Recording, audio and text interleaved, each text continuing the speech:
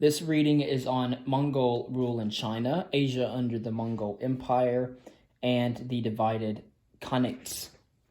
We will then speak about the Mongols' place in history and briefly touch on Kublai Khan's capital, Khanbalik. Then we will talk about the Ming Dynasty and the voyages of Xingha in the early 15th century.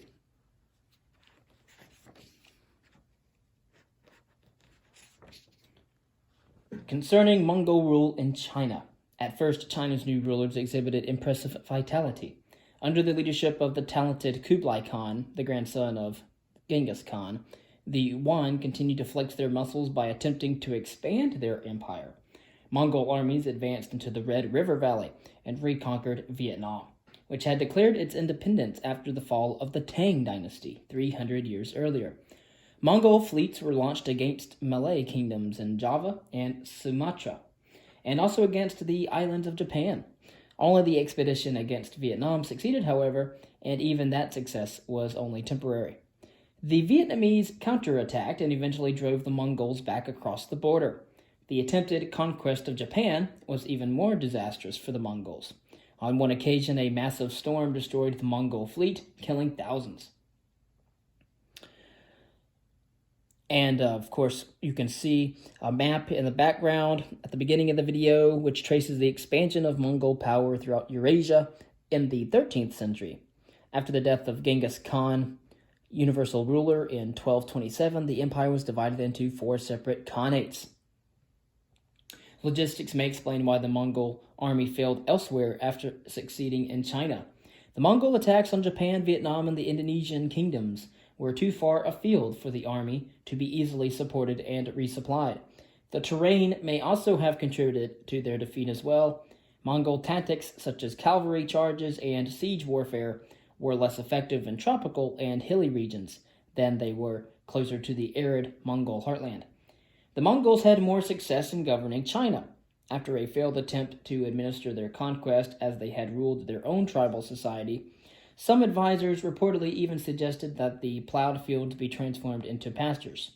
Mongol rulers adapted to the Chinese political system and made use of local talents in the bureaucracy. The tripartite division of the administration into civilian, military, and censorate was retained, as were the 6 ministries. The civil service system, which had been abolished in the north in the year 1237 and in the south 40 years later, was revived in the early 14th century. The state cult of Confucius was also restored, although Kublai Khan himself remained a Buddhist. But there were some key differences. Culturally, the Mongols were nothing like the Chinese and remained a separate class with their own laws. The highest positions in the bureaucracy were usually staffed by Mongols. Although some leading Mongols followed their ruler in converting to Buddhism, most commoners retained their traditional religion. Even those who adopted Buddhism chose the Lamist or Lamist variety from Tibet, which emphasized divination and magic. Despite these differences, some historians believe that the Mongol dynasty won considerable support from the majority of the Chinese. The people of the north, after all, were used to foreign rule, and although those living farther to the south may have resented their alien conquerors, they probably came to respect the stability, unity, and economic prosperity that the Mongols initially brought to China. Indeed, the Mongols' greatest achievement may have been the prosperity that they fostered. At home, they contained the relatively tolerant economic policies of the southern Song dynasty, and by bringing much of the Eurasian landmass under a single rule, they encouraged long-distance trade, particularly along the Silk Road, now dominated by Muslim merchants from Central Asia. And to promote trade, the Grand Canal was extended from the Yellow River to the capital. Adjacent to the canal, a paved highway was constructed that extended all the way from the Song capital of Hangzhou to its Mongol counterpart at Khanbalik. The capital was a magnificent city, according to the Italian merchant Marco Polo, who resided there during the reign of Kublai Khan. It was 24 miles in diameter and surrounded by thick walls of earth penetrated by a dozen massive gates. He described the old Song capital of Hangzhou as a noble city where so many pleasures may be found that one fancies himself to be in paradise. Ironically, while many of their subjects prospered, the Mongols themselves often did not. Burdened by low wages and heavy military obligations that left them little time for their herds, many Mongol warriors became so impoverished that they were forced to sell their sons and daughters into slavery. As happened in the Roman Empire, eventually the Yuan government had to provide funds from the imperial treasury in order to buy them back and return them to their families. The magnificence of the empire impressed foreign visitors, including Marco Polo, whose tales of the glories of Cathay, a name adapted from Kitai, the Russian name for China. And many of these tales of the glories of China were not believed when he returned to Europe, however, but the Yuan eventually fell victim to the same fate that had afflicted other powerful dynasties in China. In fact, it was one of the shortest-lived of the great dynasties, lasting less than a century. Excessive spending on foreign conquest, inadequate tax revenues, fractionalism, and corruption at court, and also in the bureaucracy as well, and growing internal instability, all brought about in part by a famine in central China in the 1340s, all contributed to the dynasty's demise. Kublai Khan's successors lacked his administrative genius, and by the middle of the next century, the Yuan dynasty in China, like the Mongol Khanates elsewhere in Central Asia, had begun to decline rapidly. The immediate instrument of Mongol defeat was Zhu Yuwenjang, the son of a poor peasant in the lower Yangtze Valley. After losing most of his family in the famine of the 1340s, Zhu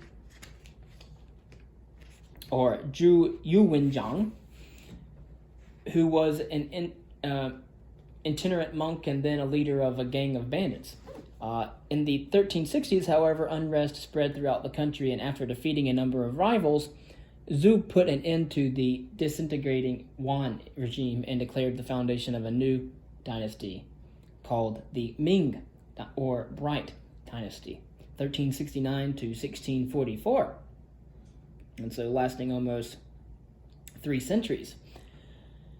In regard to the Mongols' place in history, the Mongols were the last and arguably the greatest of the nomadic peoples who came thundering out of the steppes of Central Asia, pillaging and conquering the territories of their adversaries.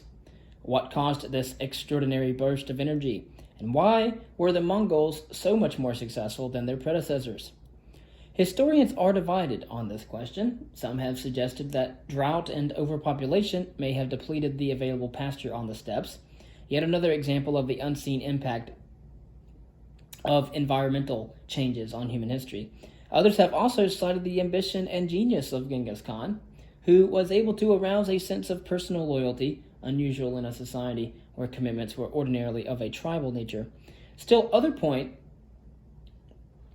point to his reliance on the organizational unit known as the Ordos, described by the historian Samuel Adshid as a system of restructuring tribes into decimal units whose top level of leadership was organized on bureaucratic lines.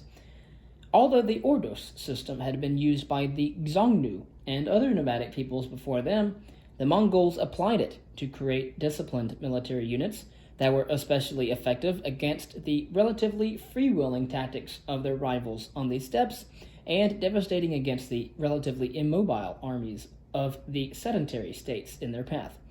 Once organized, the Mongols used their superior horsemanship and blitzkrieg tactics effectively, while taking advantage of divisions within the enemy ranks and borrowing more advanced military technology.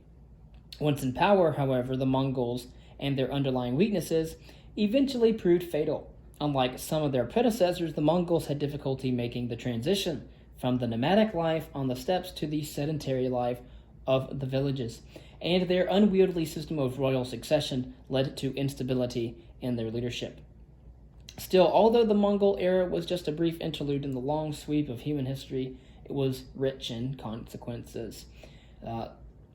The era of Mongol expansion has usually been portrayed as a tragic period in human history. The Mongols' conquest resulted in widespread death and suffering throughout the civilized world. Nations and empires were humbled, cities destroyed, and irrigation systems laid waste. Then, just when the ravages of the era appeared to come to an end, the Black Death, or what is known as the bubonic plague, probably carried by lice that was hidden in the saddlebags of Mongol horsemen, decimated the population of Europe and the Middle East. Some regions lost as much as 1/3 of their population, with severe economic consequence.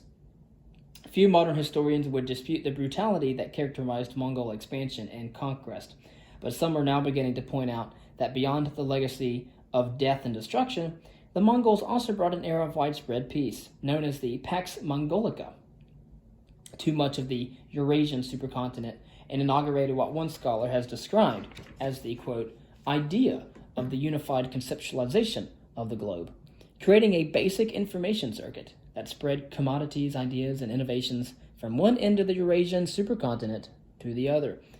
That being said, there is no denying that the Mongol invasions resulted in widespread suffering and misfortune to millions of people in their path. If there was a Mongol peace, it was for many the peace of death. In any event, such conditions were not destined to last.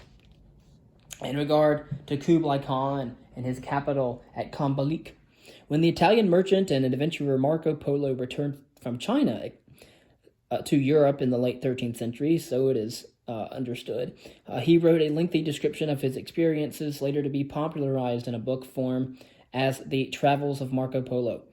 Here he described, or so we think that he did, the Chinese capital city of Khanbalik, which he called Kambaluk, and would later be known as Peking or Beijing during the height of the Mongol dynasty. Although the magnificent gates and palaces that he saw no longer exist in today's present world, the layout of modern Beijing is much as it is described here, with wide streets built at right angles and ending at massive gates that once offered an entryway through the wall that surrounded the imperial city.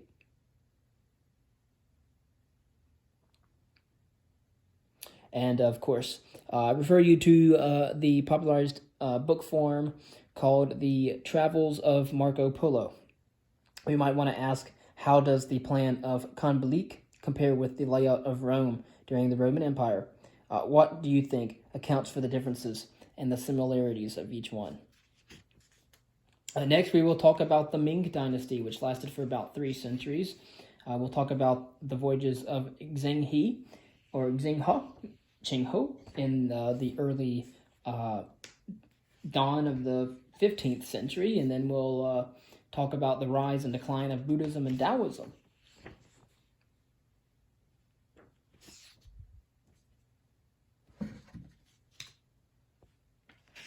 After the Ming Dynasty, we'll talk about the Chinese culture and the period between the Tang and the Ming dynasties.